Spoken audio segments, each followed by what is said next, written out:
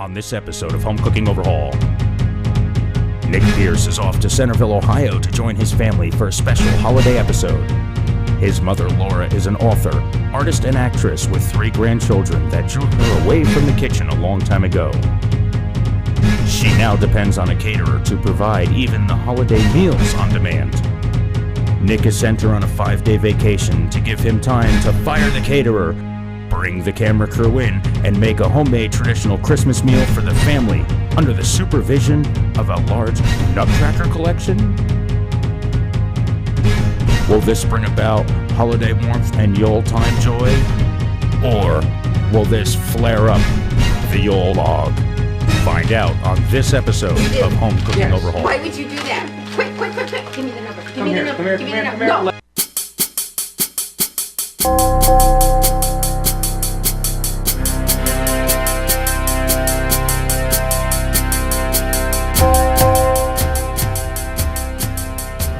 Okay, and like Christmas of all times of the year. So it's like, But anyway, it's okay. And everybody's coming here for dinner. Like, not one invitation, but children, grandchildren, everybody's coming here for dinner. So I get the greatest caterer. They are coming in. And people always compliment my holidays. They don't know. I sleep till noon and I start typing until the doorbell rings. Yeah. They are the best. I'll give you the number before you leave. Okay. This way, so, you know what? 10 minutes before the doorbell rings, throw on my outfit, open the door, and we're all set up. That's the way to do a holiday, out of the kitchen. Joan Rivers once said, if God wanted her to cook, she would have been made with asbestos hands. So, God bless her. That's exactly right. So anyway, and that's what makes a Merry Christmas. Merry Christmas. So in the meantime, I am going to send my friends a Merry Christmas and hire me for my copywriting, and that'll work. Okay, I collect cookbooks. I think cookbooks are really great reading. I have the First Lady's cookbook, so I learned all about the presidents and their wives, you know. And actually, Ronald Reagan he liked heart attack on a bun. His taste was not great. But still, I mean, it was very interesting. I love cookbooks, and I collect them. From when I was 14, I used to cut out recipes and collect them. That's why I have all binders now full of recipes. And I love to experiment. I was always the family baker. Like Christmas, I'd make a bajillion cookies and all of that, and I love to experiment. And when I started collecting the cookbooks, and I would collect them for wherever we traveled, like I have a country cookbook, I have the Mount Vernon cookbook, and the Muppets cookbook, but still, I decided that I wouldn't ever repeat a recipe, you know, for the family. So, you know, every day, every night, it would be something really different. I loved that. And I've had really great successes, and I've had some real near stinkers. This one winter snowy day, the kids were off from school. So I said to Nick and Tim, let's make something from, I had a colonial cookbook, which still needs to be rebound from the 1800s.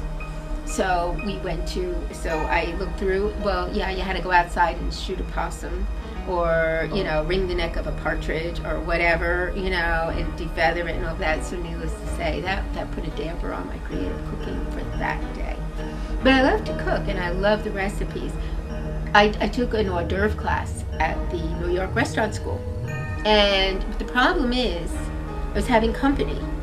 And I thought, I'm going to show off all my hors d'oeuvres. The problem was it took me 10 hours. They were starving. Dinner burned because I was still trying to whip up these snappy hors d'oeuvres. So I found that trying to cook for a crowd, you have to be organized and focused. But I have things to do. I mean, between zoo school and having some writing assignments, I can't do it, you know. So, but anyway, if you have nothing but time, it's a fun thing. But anyway, in the meantime, hello when you can deliver is the right thing. So, I'm going to pick a menu.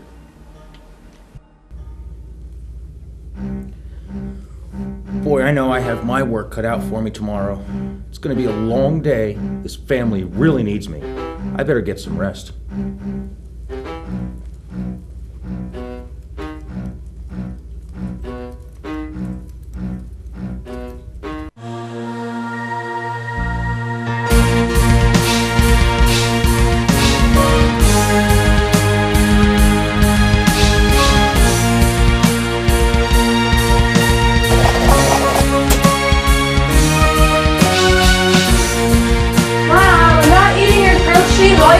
gross and disgusting. Okay, so this is going on display in the museum. This is petrified.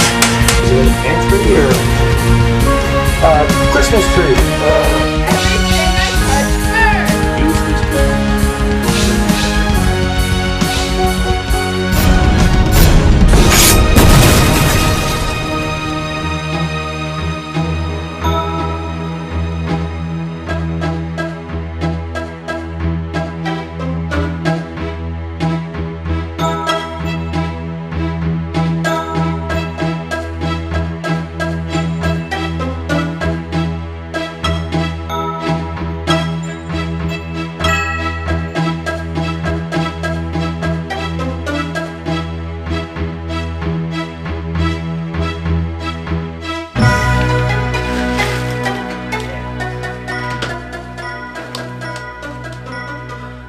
Boy, do we have an episode for you this time. It's a very special one. Now, the holidays are here, and we're here visiting some family.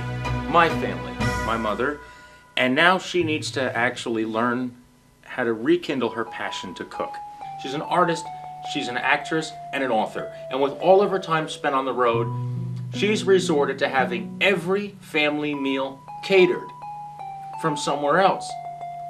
We're here to get rid of her jars and cans and packaged food and actually show her what a home-cooked family meal is for this special edition of Home Cooking Overhaul.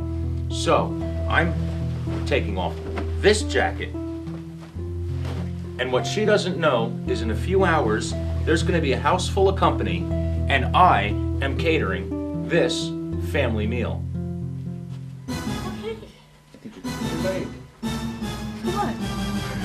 I'm not late. Merry Christmas! I forgot my coat.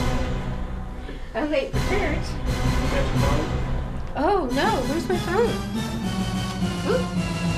See, I told you I was going to this Christmas. Okay. Okay.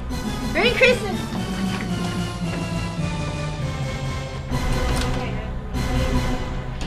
I'm at my mom's place for the holidays. Now, Lady, as I call her, has this idea that everything needs to be catered. She has a very busy schedule.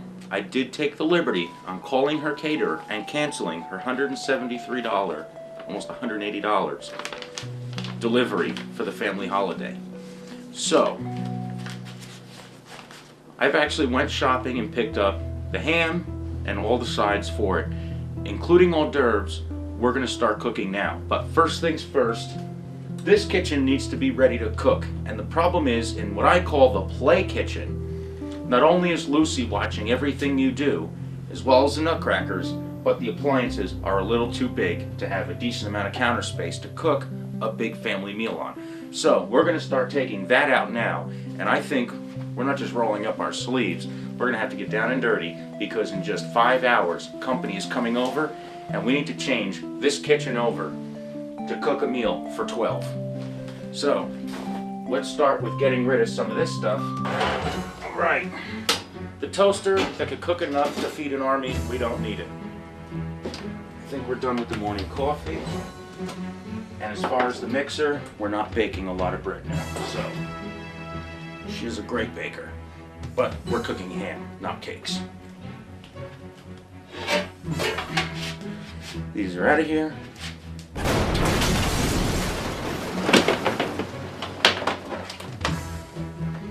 Since we don't plug a ham in, we don't need this. And now,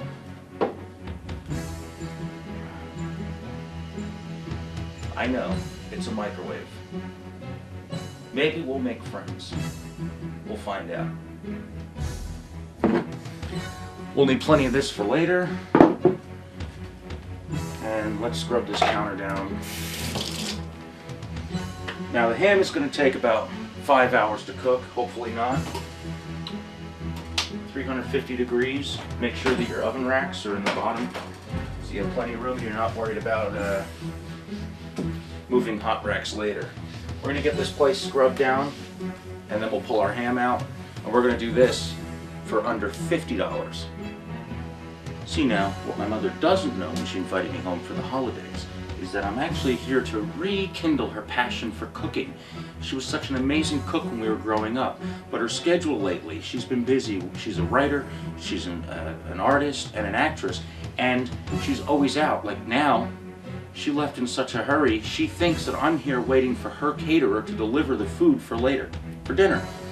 That's not going to happen, because I brought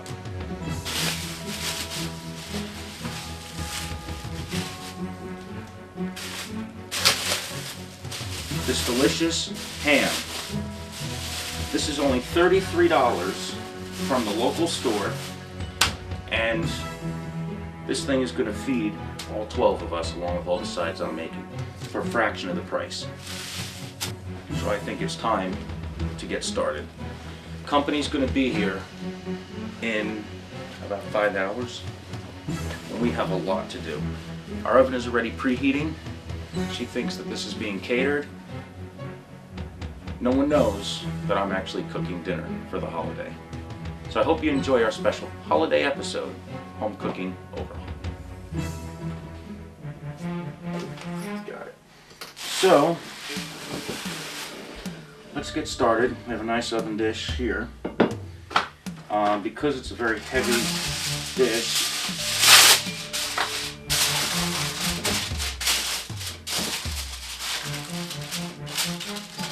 just want to put a layer of aluminum foil so that the heat's not so intense on the bottom of the ham that it starts burning it while it's roasting in there. This ham is about 11 pounds. You figure 350 minutes, 20 minutes a pound. Should cook it nicely. And we'll keep checking up on it as the day goes on, because we're also going to make our own homemade burgers. Alright, next we have a beautiful ham right in our baking dish. We're going to top that with some honey and just drizzle it right on.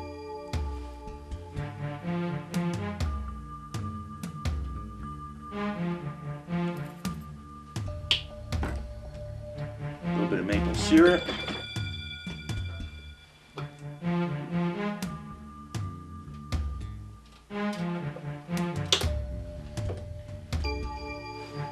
And now we want enough water to come up about 1.5 inches on the bottom of the pan.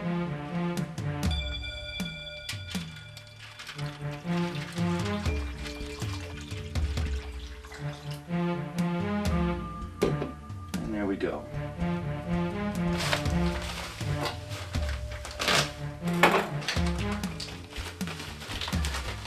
There's some dark brown sugar.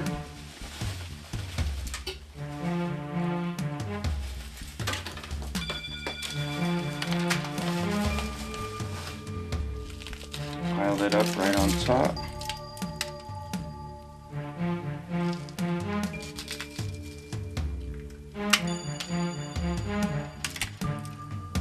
Brush it in right on top. Press it into the skin, the outside of the ham, and voila, it's ready to go. Right into a 350-degree oven.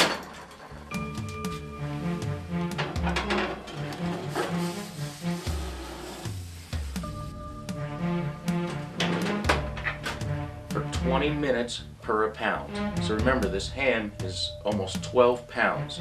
So we're going to check on it. If you have a meat thermometer, the internal temperature should read 160 degrees. Okay. Another great tradition that keeps the family fed while they're waiting for the dinner to finish is a little bit of happy hour. And what I do with a little bit of cheese and some summer sausage, you can also use pepperoni or an assortment of meats depending on how fancy you want to get. I like to make a nice little meat and cheese tray. Now I noticed that that wasn't even on the order. I know that we were spending $173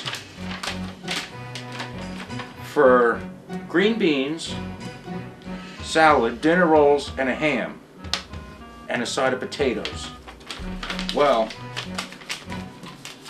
Something's got to keep food in the bellies while they're waiting for this ham to get out of the oven.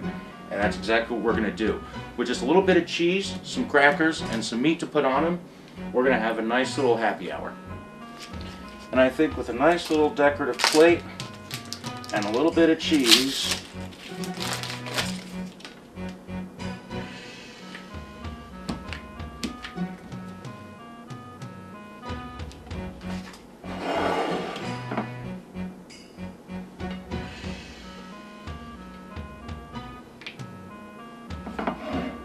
we start arranging it just like that. This also eliminates the need to have a lot of knives out on the table for service and people cutting into your service plates. The next best part that I always like is some nice beef summer sausage. You can also use some pepperoni. You can use prosciutto ham. You can use pancetta, simbosata, abruzzese. All these are just meats, and the meats are nice because it adds another flavor to your cracker. So we're going to slice some of that up. Just simply remove the casing from the meat. Peel that right off. And again, some nice little slices. I like to cut it nice and thin. Best way to do thin cut meats like this is to use a very sharp knife and use as few strokes as possible. So just kind of come down on the meat, go right through. See how thin that is? Alright, let's think about how much all this cost us so far. Our meat was only $4. Our cheese was about $2.50. And this is a very nice extra sharp cheddar cheese too. A lot cheaper than so far that $180 from a caterer. And it's fresh. And that's what's good about it.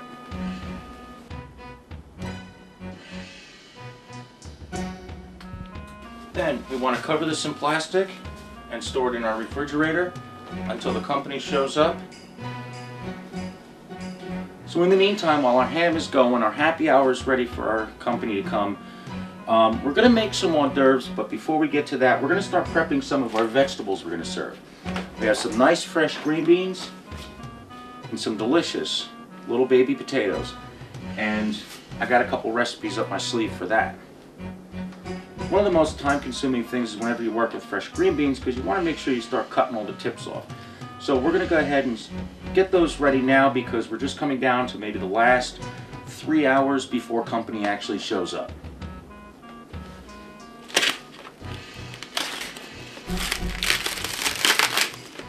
So although we're not going to cook them yet,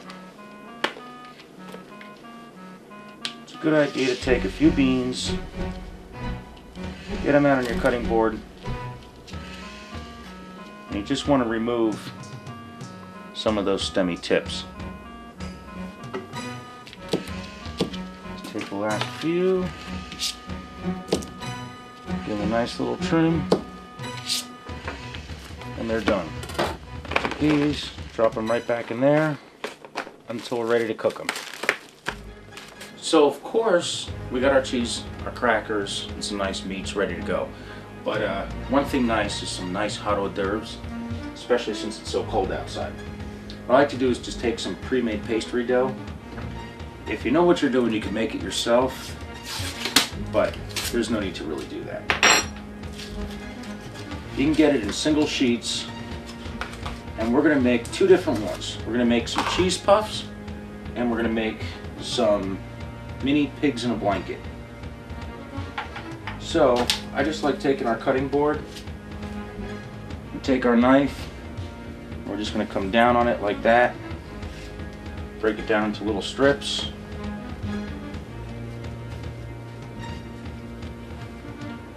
pull it up away. Now we have a baking sheet, we line with some tin foil, and watch how easy this is. Most people spend a lot of money on actually buying pre-made hors d'oeuvres. There's no need for it. The most expensive part about an hors d'oeuvre is the time.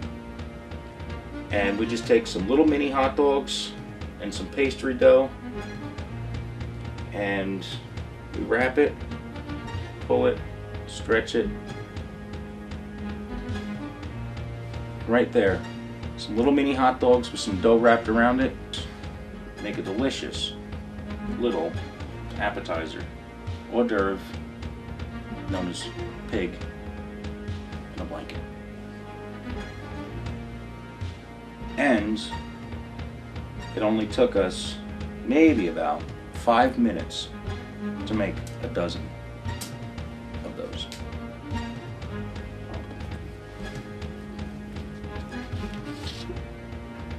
So between the pastry dough, that was only about $2.50, and little smokies, they're about $3. You get a pound in this package. That's plenty. Typically, you can go to the frozen food section of your supermarket and you can find pre-made hors d'oeuvres, including little smokies. You can get about a dozen of these things for $6. There's no need to spend that. Could you imagine how much hors d'oeuvres like this would cost if you had it catered? Well, we already know.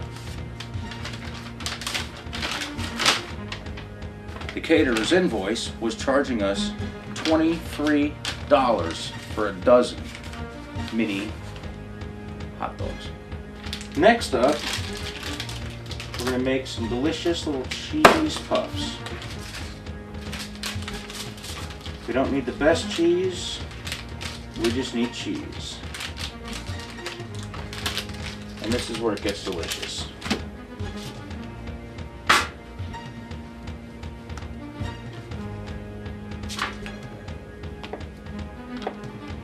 Take our cheese, cut it up into some nice decent chunks. Take a piece of our dough. Now follow me on this. We're just going to flatten it out the best we can. And if you have a rolling pin, that always works best too.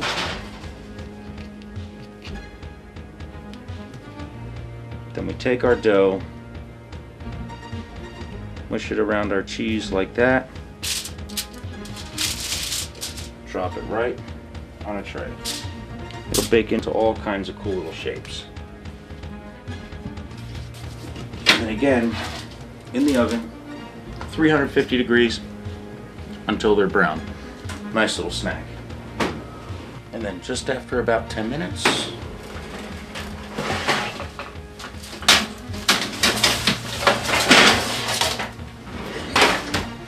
some delicious hors d'oeuvres.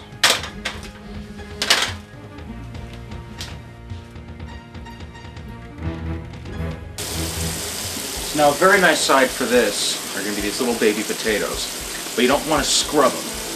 You got to wash them gently just to get all the little dirt off, because if you scrub them, it'll actually start taking the skin off.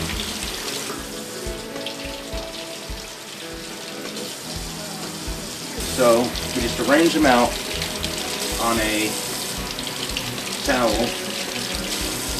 after we lightly scrub them. And then they go in to a pot of boiling water. This is such an easy recipe. We're going to boil them whole, and then we're going to actually roast them a little bit in the oven once we cut them. So we got to get them started. So we'll just take our whole towel of potatoes here, run that right over to our boiling water, and then drop them right in. We're going to leave them in there for about 15 minutes. Let them soften up, and then we're going to drop them on a sheet pan, season them, and we're going to cut them in half though, let them roast. We got about 45 minutes before the guests start showing up, and Lady, my mom, gets home. Now, she still thinks that the caterer is coming. She doesn't know that I'm actually catering this meal. Our potatoes are almost done. We got to start getting the vegetables on the stove, and our ham needs to rest for at least 20 minutes before we start carving it. Now here's the trick. Because of the limited counter space, our potatoes have been boiling now for just about 15 minutes. We're going to drain those, drop them in a bowl, and we're going to start getting them in the oven. That allows us to get our ham out to start resting while the potatoes, the vegetables, and all that are getting happy and starting to happen.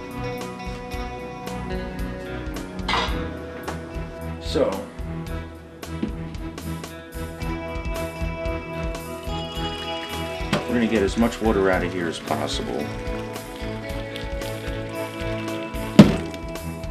That was in the potatoes.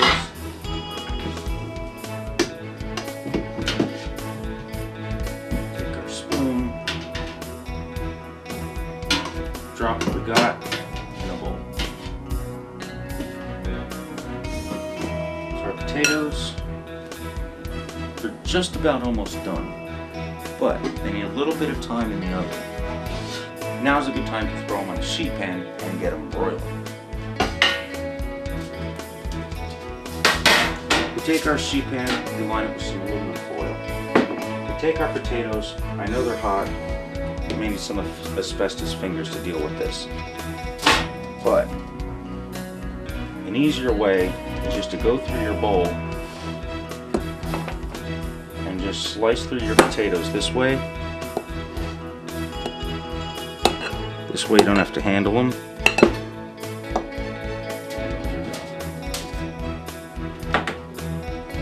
Take that, a little bit of onion powder.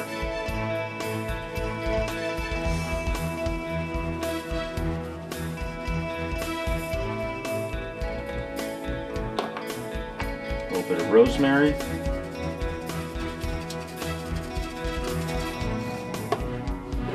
And butter. But don't tell anybody, there is a benefit to them.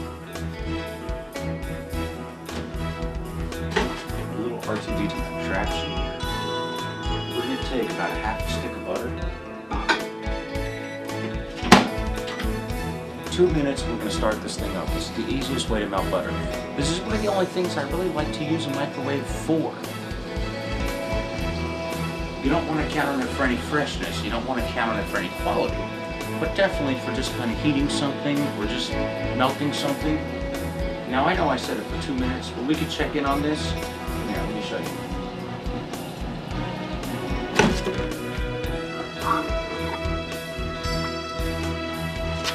See how fast that starts melting? We'll give that another 30 seconds. It's a lot easier than doing an extra pot. Okay. In about a minute, our butter's ready to go. We take it, drizzle it around our potatoes. I like to add a little olive oil on top of that. Just a little bit.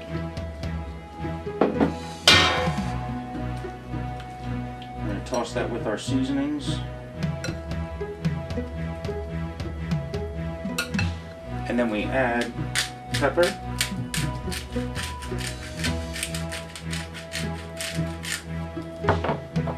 salt,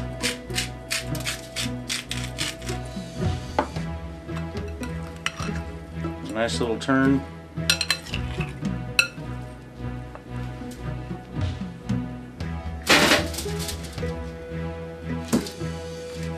Lay it on our sheet pan.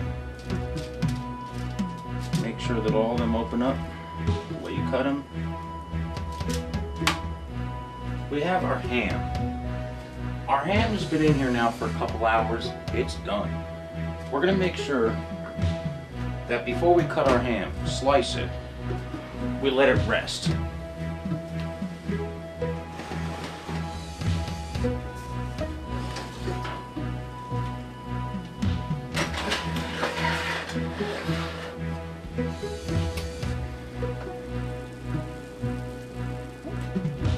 We have our ham. Now the outside looks nice and dark. It's crisp. It's that layer of fat that was over the ham. That's the maple syrup, the brown sugar. Inside the ham, it's actually reached a temperature of about 160 degrees. We take our honey, brown sugar, and maple syrup glaze, and we want to baste it up. Let it sit there for a while. You never want to cut into it once you pull it out of the oven. We've been baking the ham at 350 degrees. We're going to bring our oven up to 450 because we're going to drop our potatoes in there now. We're gonna get them in there for a good maybe 15 minutes just to start crispening up on the outside and start locking all that rosemary flavor into them that we just put on. In the meantime, we're gonna put this off to the side, and about 10 minutes before dinner, we're gonna get our beans in the pot and start our corn, and then dinner will be ready to serve. Okay, next up, our veggies. Our ham has been resting just about 15 minutes. Our potatoes are 5 minutes away, which means we gotta start our veggies. Veggies are always the last thing that you ever wanna start. You don't wanna overcook them. You want them to be nice, crisp, fresh, and hot. We got our corn. In order for it to complement the ham, we're actually gonna sweeten our corn up a little bit.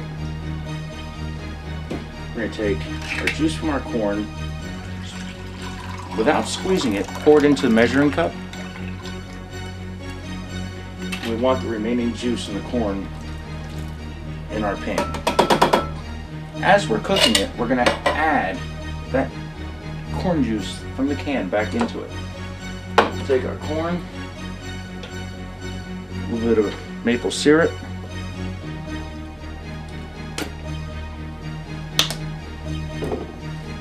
cover.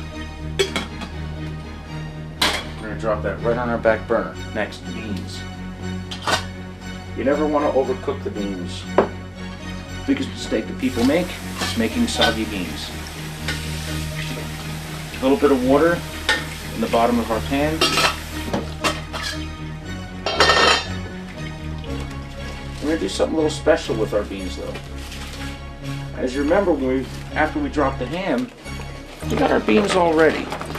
We trimmed off all the tips, stems, and all that were on there. Well, our beans are ready to go. Smush them around so they're kind of evened out.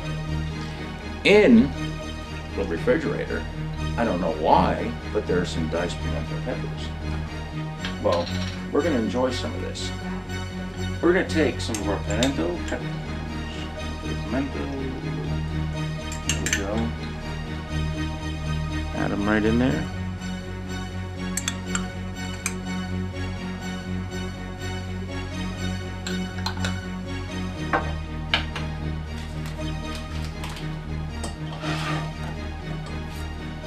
A little bit of butter. Maybe about half a tablespoon, just to lube them up. Drop that. Get your ham out of the way. And our back burner. Cover that up. Now, our beans, low, corn, medium. Everything else gets put away for now.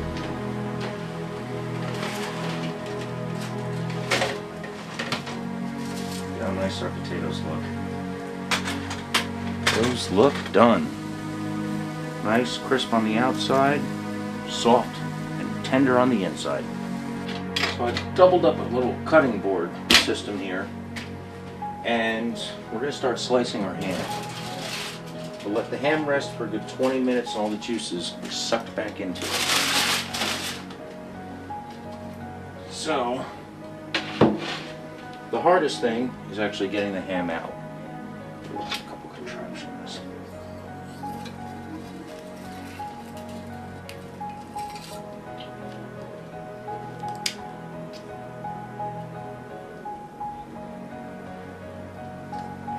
So now, even though the outer layer, that's all sugar that's on there, looks very crisp. When you look underneath at the bottom,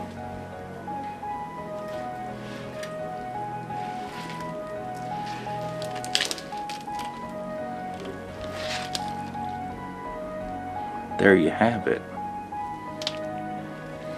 So we're going to start cutting this thing up. The easiest way to do it is to find where the bone sticks out. And you actually slide your knife following the bone all the way around.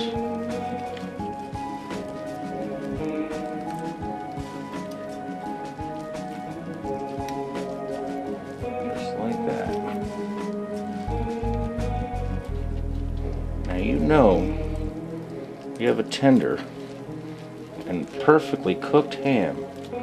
You get in there and probably just pop that bone right out.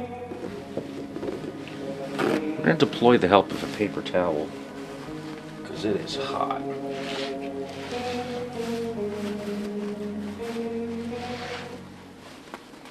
And you know, with a perfectly cooked ham, when that bone comes right out. You don't want to throw this bone out. This is probably one of the best bones to use for a soup. So we're going to save this for another time. What I like to do is once we remove the bone, we're just going to take that portion of the ham, usher that off to the side. See this flat side right here? We're going to turn that over. And that's all of our delicious goodness right there. We're going to start cutting this thing down with a very nice, long, and extremely sharp carving knife. Now, the shortest cuts possible.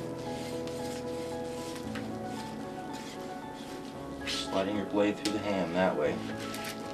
We'll just take an end piece off, set that off to the side.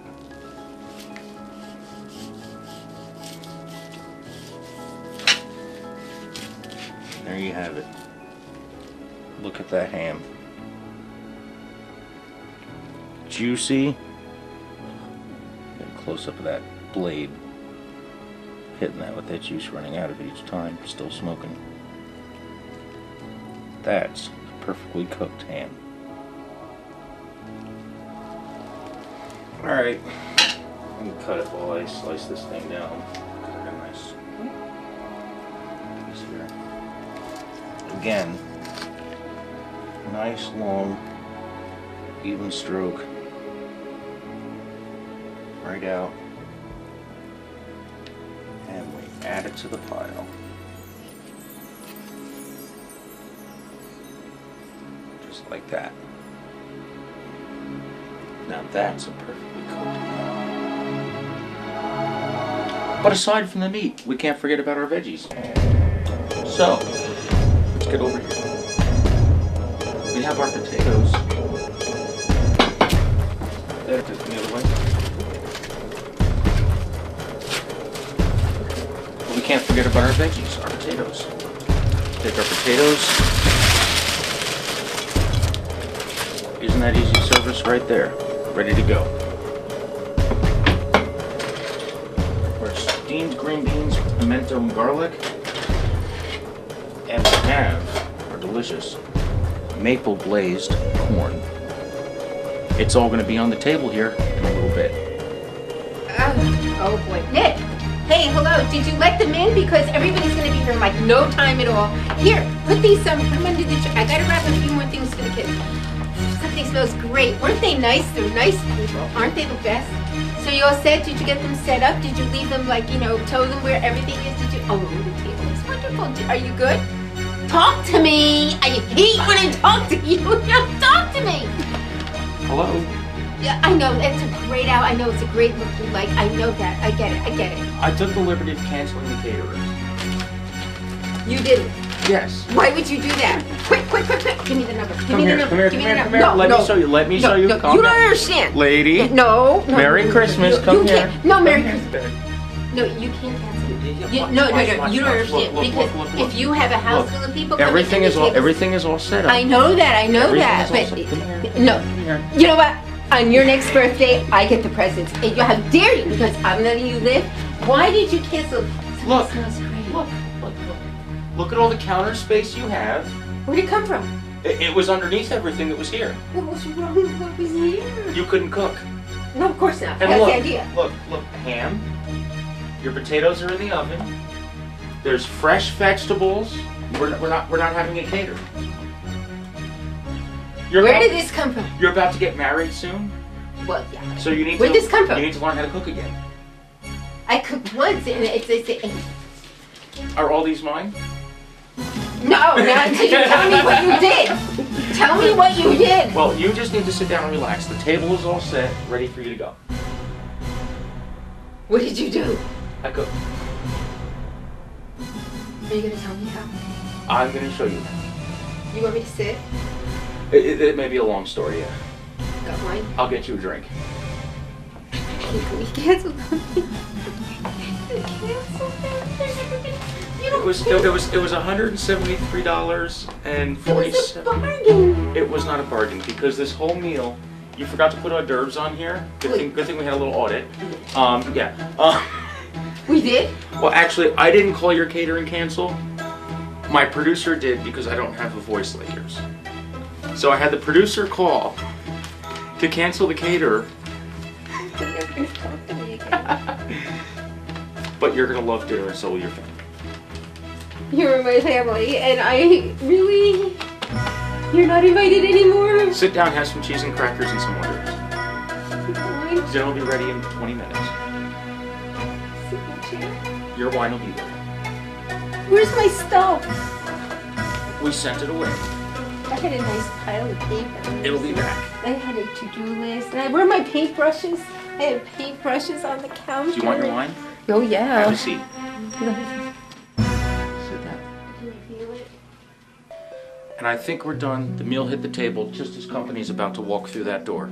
So I hope that everybody enjoys their Christmas and holiday or whatever it is you're celebrating this time of year. And I'm glad that you took the time to join us for Home Cooking Overhaul. Now, me, my crew, and my family are actually going to sit down and enjoy a holiday dinner cooked by me. Nick, enjoy it with us. I will. You work so hard, you know. Here, use this. Is it good? Delicious. Very It's great. It's really, really good. I highly recommend it. Better than your caterer? Better than my caterer, you know that. He prepared it all himself. Here we go. Okay, Lisa, Vicky, Nick took over my apartment. To relax, but I tripped over lights, camera tripods, assorted production equipment. I'm lying now. There was a Christmas tree set up, my Spode Christmas tree china out to set the table. Mom, I forgot to tell you, we're shooting a Christmas special for Kitchen Overhaul, a holiday meal. Readers, enjoy whatever you are celebrating today. Personally, I'm not too sure.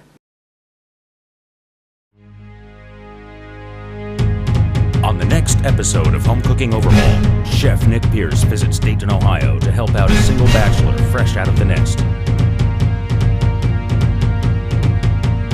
Troy is a musician and manager of the family business. But Nick is here to show him how to manage and take control of the food he eats. You like that? Chinese and Mexican food are a favorite of this bachelor, but what Nick finds in this kitchen will shock you. Can Nick retune this musician and want to be home cooked? Find out on the next episode of Home Cooking Overhaul.